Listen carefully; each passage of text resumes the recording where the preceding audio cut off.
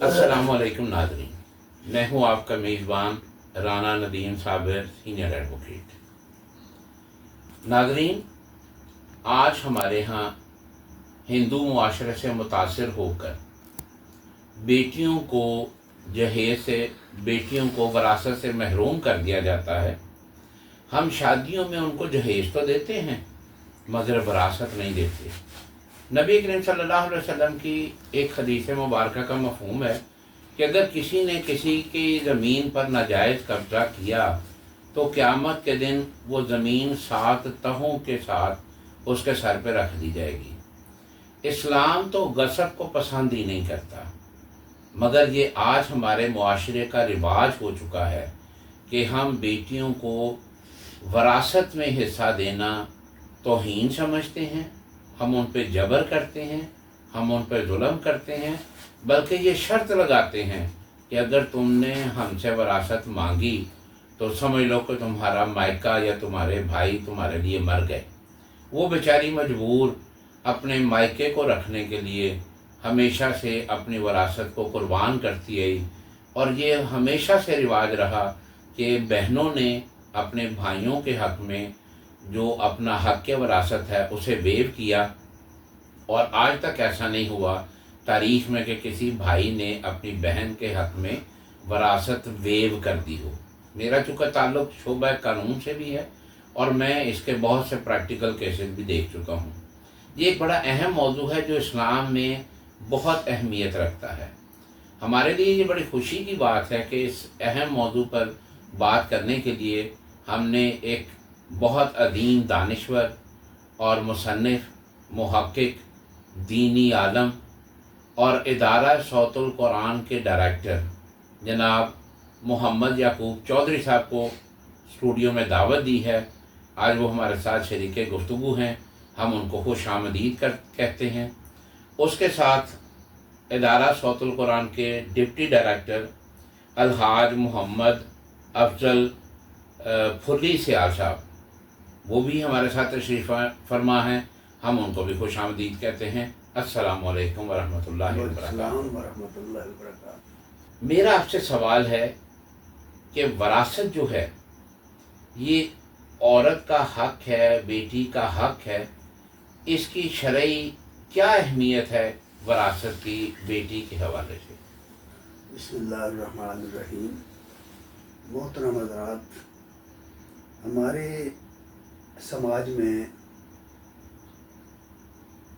जितने रिवाज या रस्में पाई जा रही हैं वो दर हकीकत हिंदुआना रस्में, हिंदुआना रिवाज है।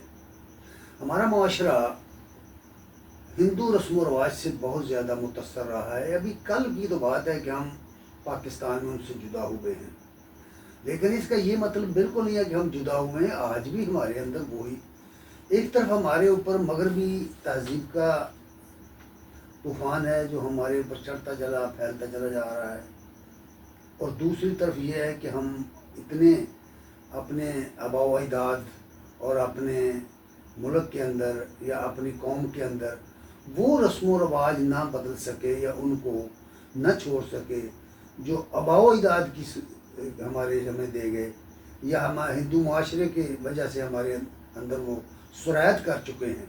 यही वजह है कि हमारे अंदर बहुत सारी रस्में, खुसूसी तौर पर ख़वातीन के बारे में हमारा जो माइंडसेट बन चुका है वो कतन गैर इस्लामी लगता है। अगरचे इस ज़माने में कुछ ना कुछ तालीम की वजह से या कुछ मीडिया की वजह से या कुछ लिटरेचर की वजह से या कुछ लोगों की इस मौजू पर गुफ्तगू करने की वजह से कुछ लोगों को इसकी कुछ थोड़ी समझ आ गई है, और कुछ ये कि पाकिस्तान के अंदर जब पाकिस्तान मर्ज वजूद में आया है तो इसमें कानून वरासत नाफिज किया गया, तो इस हवाले से भी कुछ लोगों को समझ आई है। लेकिन ज़हनी तौर पर आज तक मेरे ख्याल के मुताबिक हमने इस कानून को तस्लीम नहीं किया। राज़ी खुशी, दिल की खुशी से उस कानून को हम तस्लीम कर लेते। जिस तरह दो भाई आपस में जायदाद को तकसीम करते हैं और पूरे दिल से एक दूसरे का हक मांगते हैं, اس طرح ہم اپنی بہنوں کو نہیں مانتے، جی بالکل، یعنی اس سطح پر لے کر نہیں آتے. جی ہمارے مائنڈ میں یہ بات پھنس گئی ہے کہ ان کو یہ حق نہیں ملنا چاہیے اور ان کو ہمارے برابر نہیں آنا یعنی چاہیے. بہن یا بیٹی ہے وہ نچلے درجے کی ہے، درجہ دوم کی انسان ہے یا وہ شخصیت ہے. یہ ایک مائنڈ سیٹ بن چکا ہے. جی جی وہ سمجھتے ہیں لوگ کہ عورت کا کیا ہے، جی ایسا نہیں. اچھا، اس کی وجہ اور بھی ہے. پوری دنیا کے اندر صرف ایک اسلام ہے جس نے قانوناً وراثت کا حق بیٹی کو، بہن کو، ماں کو، بیوی کو جائیداد کا حصہ دار بنایا ہے. ایک اسلام ہے پوری دنیا میں. جی جی پوری دنیا کی قوم میں جو غیر مسلم اقوام ہیں، وہ عیسائی ہوں، وہ یہودی ہوں، وہ مجوسی ہوں، وہ پارسی ہوں، وہ ہندو ہوں، وہ گوتم بدھ کے ماننے والے ہوں، کوئی بھی ہوں، جی جی کسی کا بھی مطالعہ کر کے دیکھیے یا برسر زمین قضیہ دیکھیے، کوئی اس کا حق کو تسلیم کرنے والا نہیں ہے. جی کسی کے مذہب نے، جس کو لوگ مذہب کہتے جی ہیں، جی جی کسی نے یہ حق نہیں دیا عورت کو، جی جی بلکہ عورت کو انسانیت کا حق نہیں دیا گیا. جی جی جی جی یہاں صورتحال اس طرح کی ہے. اسلام نے اس کو حق دیا ہے اور اس کے برابر رکھا ہے. جی بالکل بہن اپنے بھائیوں کے برابر ہے، بیٹی اسی طرح حقدار ہے جس طرح بیٹے حقدار ہیں. جی جی اچھا، قانون میں یہ جو اس کا حصہ رکھا گیا ہے، دو بہنوں کے برابر، ایک بھائی کو رکھا گیا. تو اس کی وجہ یہ ہے کہ اس نے اگلے گھر میں جا کر کے بھی حصہ لینا ہے. بھائی نے کسی اور گھر میں نہیں جانا، یاد رکھیے. جی بالکل ٹھیک ہے. بھائی کا تو وہی حصہ ہے جو اس کے باپ کا ہے. جی جی بالکل اور بیٹی نے باپ سے بھی حصہ لینا ہے، باپ کی جائیداد سے بھی حصہ لینا ہے، اور شوہر کی جائیداد سے بھی حصہ لینا ہے. سبحان اللہ سبحان ٹھیک ہے. اللہ، کیسی خوبصورت انداز سے تقسیم ہے. اس طرح ہوا. تو اس لیے یہ نہیں سمجھنا چاہیے کہ بیٹی کو کم دیا گیا ہے. کم نہیں دیا گیا، ٹھیک ہے. اس کو بہت ملا ہے. جی اور بعض صورتوں میں وہ برابر بھی آ جاتی ہے، بعض صورتیں ایسی جی ہوتی جی ہیں. جی جی جی تو اس لیے جہاں تک وراثت کا تعلق ہے، یہ تو عورت کا حق ہے، اور اللہ تعالیٰ نے، اللہ کے رسول نے یہ حق تسلیم کیا ہے اور مسلمان کو پابند کیا ہے کہ وہ اس کا حق دے گا.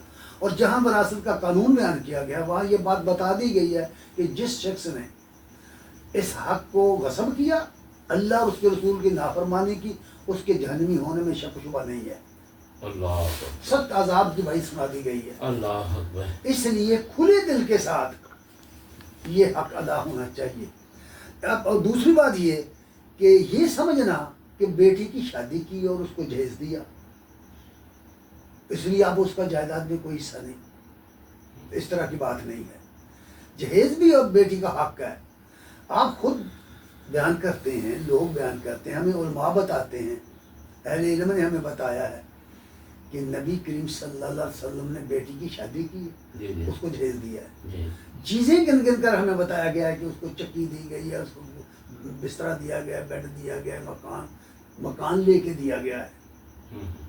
مکان دیا گیا ہے نا. جی جی جی علی رضی اللہ تعالیٰ عنہ کے پاس تو کوئی مکان نہیں تھا بھائی. جی جی جی ذرا دیکھیے نا، غور کیجیے.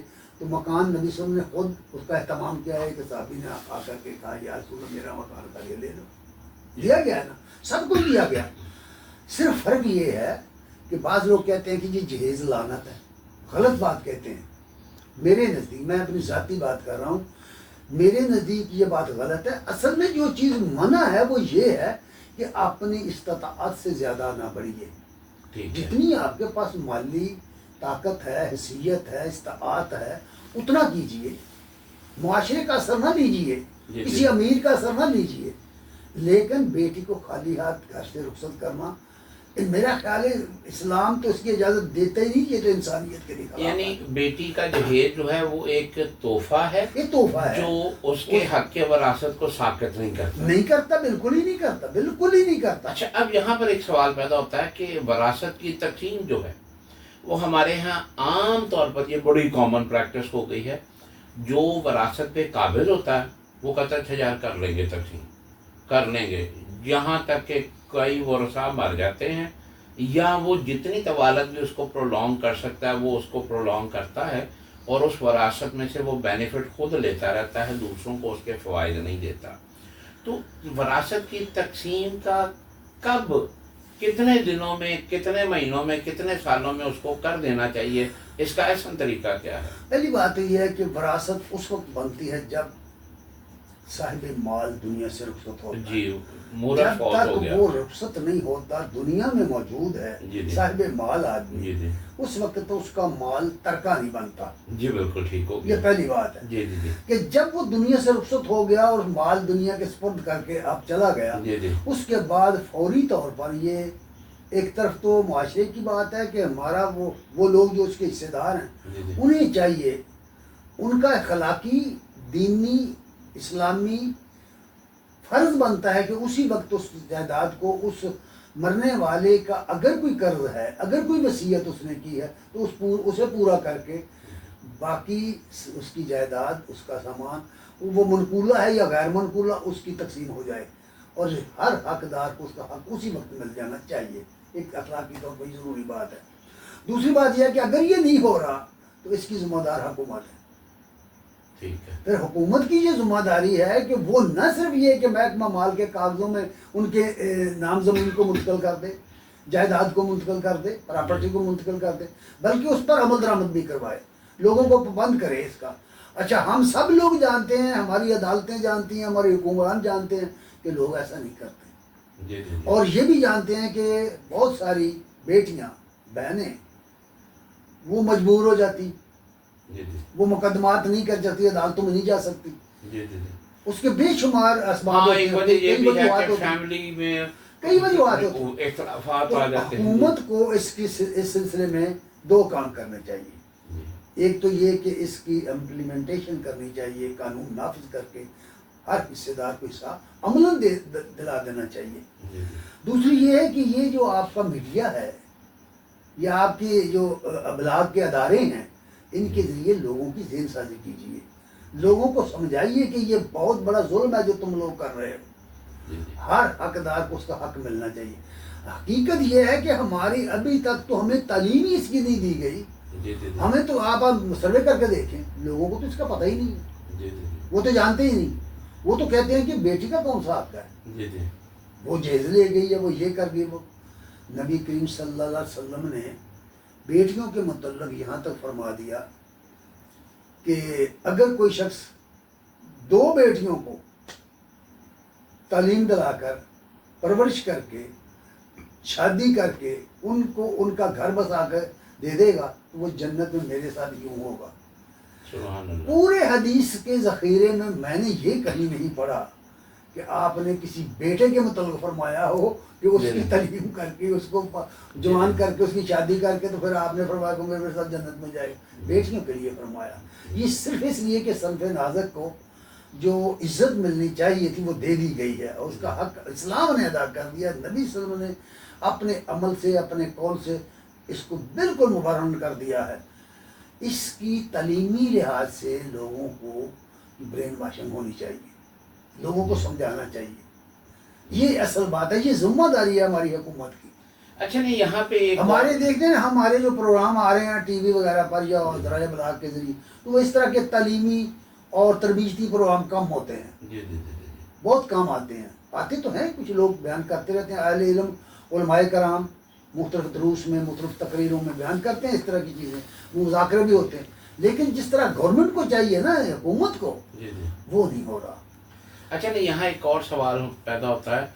اکثر دیکھا گیا کہ باپ جو ہے نا اپنی زندگی میں وہ پہلے پلان کر لیتا کہ میری اتنی جائیداد ہے. یہ اصل میں وہ سمجھتے ہیں کہ بیٹی کو جائیداد دی تو وہ تو داماد لے جائے گا نا، وہ مستفید ہوگا، تو وہ اپنا گھر، اپنی چیزیں پہلے ہی بیٹوں کے نام پر رجسٹری کرا دیتے ہیں، ان کے نام منتقل کر دیتے ہیں تاکہ کل کو وہ جواز نہ رہے. اور وہ بیٹا باپ کے مرنے کے بعد یہ دعویٰ کر رہا ہوتا کہ یہ تو مجھے ابا جی نے تحفے میں دیا تھا. تو یہ اس طرح کی بے ایمانی، چیٹنگ کیا اسلام میں جائز ہے؟ نہ، یہ اسلام میں جائز بھی نہیں ہے. آپ مجھ سے زیادہ بہتر جانتے ہیں کہ یہ قانون میں بھی جائز نہیں ہے. میرا خیال ہے کہ اس طرح کی رجسٹریاں یا اس طرح کی اویئر ٹوٹ جانی چاہیے، عدالتوں میں اسے چیلنج کرنا چاہیے وکلاء کو. اس کے لیے یہ تو آپ بتائیں گے نا کہ اس کی حیثیت کیا ہے. اس طرح کی یہ قطعی طور پر ناجائز بات ہے. اللہ تعالیٰ نے اس کا حق کسی کو نہیں دیا. بلکہ اس شخص کو ان اولاد کے سلسلے میں بیٹوں کے بارے میں جو لوگ اس طرح کرتے ہیں وہ نہ صرف اپنی جان پر ظلم کرتے ہیں، وہ ان بیٹوں پر بھی ظلم کرتے ہیں، اس اپنی اولاد پر بھی ظلم کرتے ہیں، اور اللہ تعالیٰ کی پوچھ گچھ سے وہ بچ نہیں سکتے. یہ بات یاد رکھیے. یہ ایسے ایک اور بات بھی لوگ کہتے ہیں کہ کہتے ہیں جی اپنی بیٹی کو، اپنی بہن کو اسے کہتے ہیں کہ بھائی تو ہمیں معاف کر دے.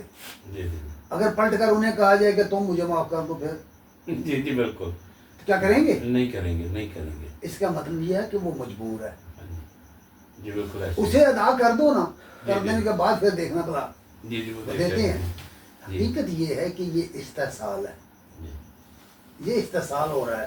اور میں نے پہلے عرض کر دیا کہ ہمارا جو مائنڈ سیٹ ہے وہ نہیں بنا. جی. تعلیمی لحاظ سے، اسلام کو سمجھنے کے لحاظ سے ہمیں اس سلسلے میں ایجوکیٹ کیا ہی نہیں گیا، اور ہونا چاہیے، بہت زیادہ ہونا چاہیے. اس کے لیے کالجوں میں، یونیورسٹیوں میں، مدارس میں، اسکولوں میں اور ذرائع ابلاغ کے ذریعے یہ چیز بنا سمجھانے والی ہے. معاشرے کے اندر پھر ایک اور خرابی ہے کہ اگر کوئی بہن، اگر کوئی بیٹی حصہ لے لے اپنا جو اس کا حق بنتا ہے تو لوگ اس کے ساتھ رشتے ختم کر دیتے ہیں، قطع تعلق ہو جاتا ہے. اللہ کے نبی صلی اللہ علیہ وسلم نے اس سے منع کیا ہوا ہے. جزاک اللہ خیر. ناظرین، ہم محمد یعقوب چودھری صاحب کے جو ڈائریکٹر ہیں ادارہ صوت القرآن کے، اور الحاج مار محمد افضل فلی سیال صاحب جو ڈپٹی ڈائریکٹر ہیں ادارہ صوت القرآن کے، ہم ان کا بڑے مشکور ہیں کہ وہ ہمارے پروگرام میں تشریف لائے. شعر حاصل گفتگو جو بڑی جامع انداز سے کی گئی، اس کا یہ نتیجہ نکلتا ہے کہ وراثت جو ہے وہ اگر باپ یا بھائی یا کوئی بھی شخص بیٹی کو محروم کرے یا کسی اور کو محروم کرے تو قرآن پاک میں استغفر اللہ اس کی جہنمی ہونے کی وعید ہے. یہ اللہ کا اختیار ہے کہ وہ کس کو بخشے یا کس کو سزا دے، مگر یہ ایک بڑا کبیر اور بڑا سنگین گناہ ہے. آپ سے، حکومت سے یہ گزارش ہے کہ وہ ایسی قانون سازی کرے جس سے بیٹیوں کو، بہنوں کو، ماؤں کو، خواتین کو، جہاں وہ خواتین کے دیگر حقوق کی بات کرتے ہیں وہاں ان کے حق وراثت کو بھی محفوظ اور بہترین طریقے سے ان تک پہنچنے کا بھی قانون سازی کرنی چاہیے. ہم آپ کے کمنٹس باکس میں آپ کی رائے کے منتظر رہیں گے. اپنے میزبان رانا ندیم صاحب سینئر ایڈوکیٹ کو اجازت دیجیے. اللہ نگہبان.